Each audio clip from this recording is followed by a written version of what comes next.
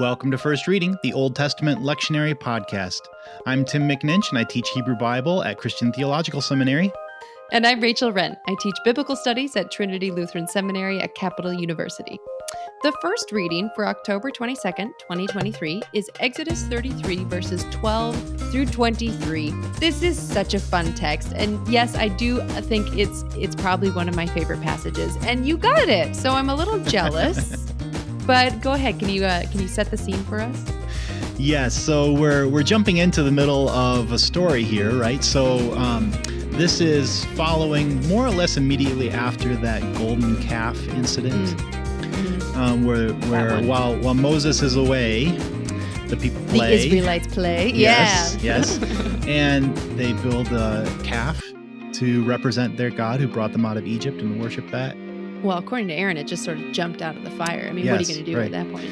I just put in the jewelry and out popped this calf. Yes. So there's a whole wave of consequence that follows in the wake of that, and a bunch of just excruciating violence. But also a deity who says, that's it. This is done.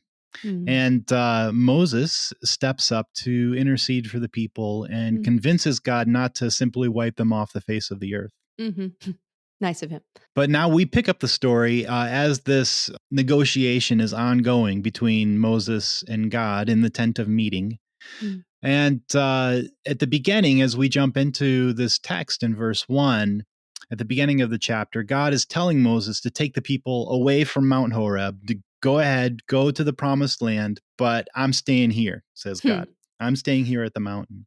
The lectionary picks up in verse 12, where Moses is cashing in on whatever social capital that he has with God and asks God to go with them and actually accompany them, lead them into the land.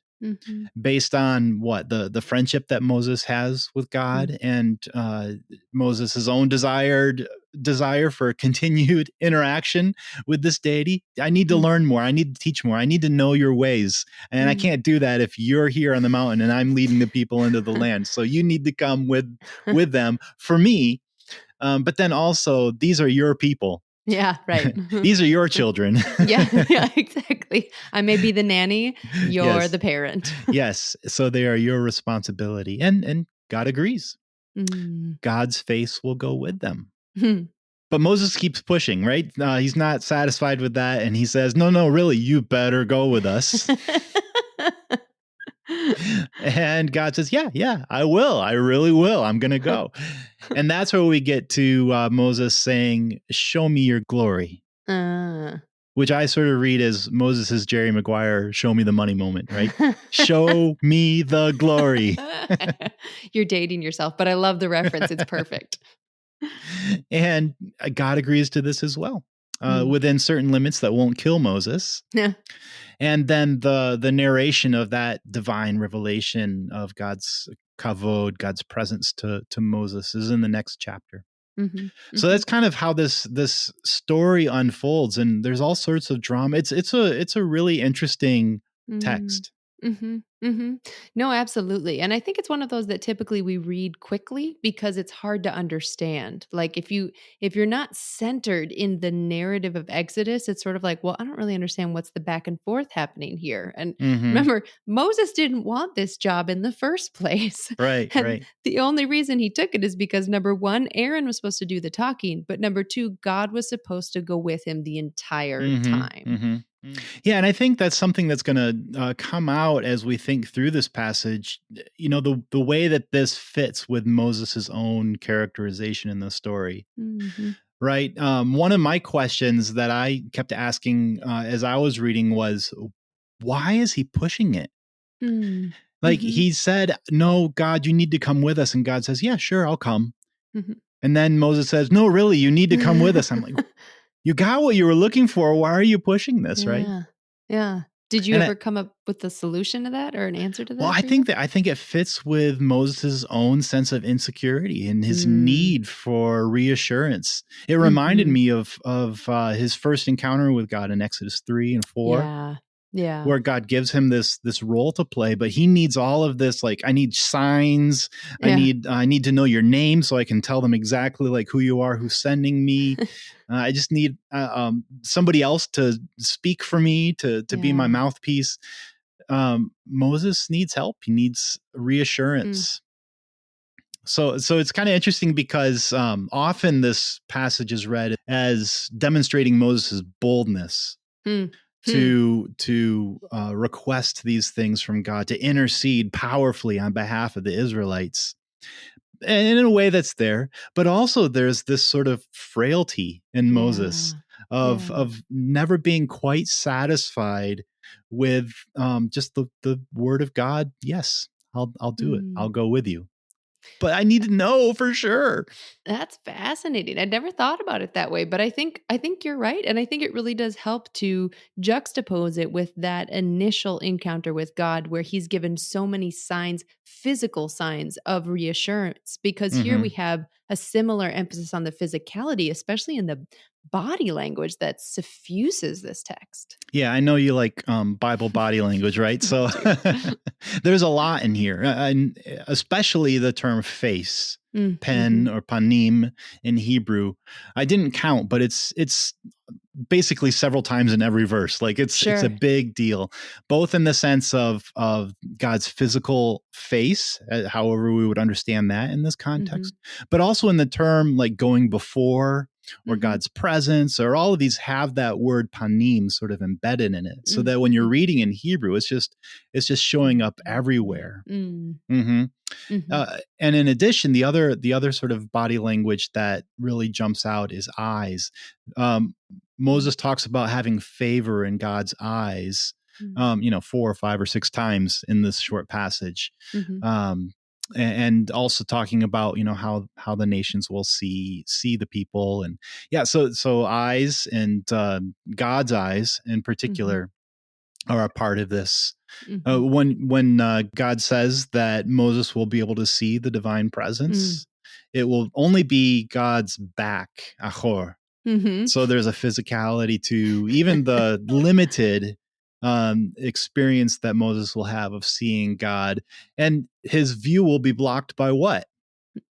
God's hand. God's hand. Yes. Yeah. So there's that. Even the kavod, Yeah. which Mhm. is a kind of physicality, Yeah, very much a so. tangible sense Mhm. of God's presence, as is the compassion of God, which comes Mhm. from the word rechem, womb. Mhm. This Yeah. is a physical body language term. Mhm. So all Yeah. of this sort of permeates this. What Moses is looking for is a tangible, Yeah. physical sign and reassurance from God that what God has spoken, yes, I'll go with you, Mhm. will be confirmed through this physical, tangible experience of reassurance. I think I can see some of the preaching angles you're leaning towards here. Do you wanna talk about any pitfalls before you get there, or you wanna jump right to the preaching angles? So there is one. I don't know if this is exactly a preaching pitfall, but it's something that's challenging about this text, especially Mm. for modern readers like us. All that physicality about God and the question about whether God's going to go with the people or not Mhm. really sort of paints a picture of a deity who's localized, who has a Mm. place at the mountain. Whereas we, at least I do, tend to have this sort of doctrine or theology of God as omnipresent. God's Mm. everywhere. So Mhm. why does it matter whether? How would we even frame that God stays in one place while the people go to another place? Why is Interesting. this even an issue for them if God's everywhere? Yeah. So that seems like a challenge that's in this story. And I think one way to think about it is to remember that this comes from an ancient Southwest Asian context, right? Where Mm. deities really did have a kind of localized headquarters, a place Yeah. where they were. Yeah. And for this deity's home was this mountain, Horeb Mm. or Sinai. Mm. And Moses is pleading for this God to leave headquarters and come with them into a new place, a new home, this land of promise. Mm. And I think in that context, even though we ourselves may say that we have a doctrine of God's omnipresence, Even today, we still experience a kind of presence and absence of Yeah. God, at least in our own experiences, right? And we sense a desire that God would be more present to us, Mm-hmm. even if we frame that as something where we're looking to realize or experience a God who's already present with us. Mm-hmm. Still, the language of Moses's plea with God to come with us, don't stay here, but come with us, is something Yeah. that we can make use of as we think about our own prayers, that God would be with us, accompany us in the challenges that we face. I think that's really nice. It almost puts me in mind too of the road to Emmaus, where the two disciples say, "Stay with us now, for it is evening and the day is almost over." There's kind of Mm-hmm. that Mm-hmm. human sense of like, "Dude, it's dangerous at night. You should come with us," but also that undercurrent of human longing of "Stay with us, stay with us, stay with us." Yeah. So I guess as far as preaching angles go, then there are a couple avenues you could go. One is the idea here of Moses interceding on behalf of the people, and this is Mm, actually quite a common angle that preachers take with this text. Moses here sort of stands up as a model mm, of the prayerful intercession of leaders on behalf of people, appealing to God's friendship and God's responsibility towards the people, so that God shows kindness, grace toward the people. That's there in this text, and it's I think, a valid preaching angle to take. mm, mhm, What strikes me perhaps even more strongly than that would be a different preaching angle, one that takes a look at what we talked about, Moses's characteristic insecurity in the mhm. passage, which maybe this is just me, but I tend to identify more with that side of Moses, and of just his neediness, his needing reassurance from God, even beyond just the simple, yes, I'll be with you. Mm, And if this text is a witness to some sort of divine reality, it's saying that God is actually responsive to those mm. sorts of needs and requests, that Yeah. Moses's needs for presence, for reassurance, God was happy to provide that. Mm. So if even Moses was a doubter, Hmm. this testifies to the truth that God can handle our doubts too. And I Mm. think this is a passage that invites us to continue to engage with God as we walk out our experience with God. Yeah, and to speak those doubts, to not be Mm-hmm. afraid of what the divine reaction is going to be to saying, you know what, God, I'm really not sure right now. Like, this is really unclear to me, and I could use some help. I find it so difficult sometimes to articulate my personal theology. I don't know if you feel this way, because there's what I think, and then Mm-hmm. there's sometimes the way I act or the way I pray, which doesn't always line up with what I think. For instance, I do not believe that God is divine slot machine where I put in prayer, pull down the lever, and out comes blessing or help or Mm-hmm. Mm-hmm. whatever it might be. And yet, when I finally ask for those things, when I ask for that presence or that help, when I articulate that to God, I find myself receiving it. And it's possible that it's there all along and I just become aware of it. But Right. there also does seem to be a reality to the relational aspect of God, of wanting to be interacting with people in that way. And like you said, if Moses doubted, God can handle what we've got going on as well. Yeah. This passage at the beginning of it talks about Moses speaking with God as a person converses with their neighbor. Mm, And mhm, that relational aspect, the relational sense of this deity in this story, is, I think, one of the really important parts of the mm. theology that's here. This is a God who values relationship, Yeah. and that's significant. Mm, that's great. Well, I think that's perfect. I think that's a great way to end, and you've given a lot for people to think about and chew on of this physical deity who is willing to go with us and to reassure us in many and various ways, just like Moses needed. So thanks for that, Tim. First Reading is produced by the brilliant Tim McNinch and me, along with our friends Rosie Canethel and Paul Essa.